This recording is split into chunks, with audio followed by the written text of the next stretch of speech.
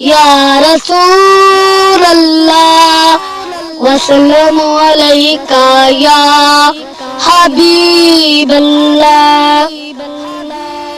सुल्तान बना देंदी निस्बत मेरे पीरां दी, सुल्तान बना देंदी, सुल्तान बना देंदी निस्बत मेरे पीरां दी।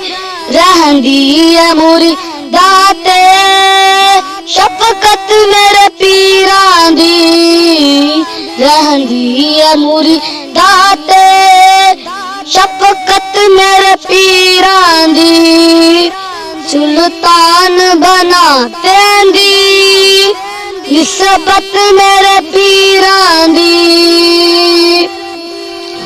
सानू कबर दा डर कोई नहीं, सानू कबर दा डर कोई नहीं, ना खौफ क़यामत दा जन्नत वाला एदा, जन्नत वाला एदा, जन्नत मेरे पीरां दी। सुल्तान बना देंदी निस्बत मेरे पीरां दी। सानू कबर दा डर कोई नहीं, सानू कबर दा डर कोई नहीं, ना खौफ क़यामत दा जन्नत वाला एदा, जन्नत मेरे पीरां दी।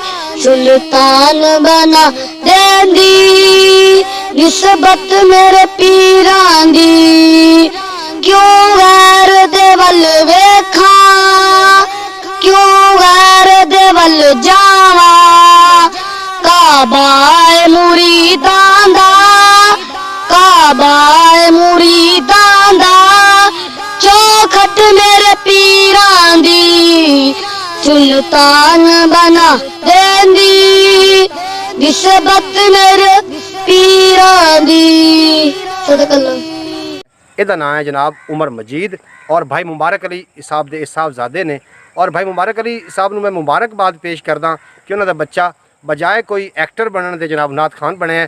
क्योंकि मैंने एक शेर भी याद आ रहा है, मैं शामिल करता चला कि जहालत दी मिल्लां च फैक्टर नहीं बनते, कदी नाल पैसे करैक्टर नहीं बनते, तो अल्लाह के वलियां को बांधे ने जेड़े सनाखां बनते ने, एक्टर नहीं बनते। ये अल्लाह के वलियां का ही कोई फैज़ है जिहड़ा भाई मुबारक अली का जिहड़ा बेटा है वो जनाब नात खान बनया। भाई मुबारक अली जिहड़े ने ये 112 9L के रैशी ने और इन्होंने बेटे ने बड़ी खूबसूरत अंदाज के नाल जनाब नात खानी पेश फरमाई। बहुत मेहरबानी जनाब। अगे चलते हैं, अगला नज़ारा थोड़े नाल करते हैं शेयर।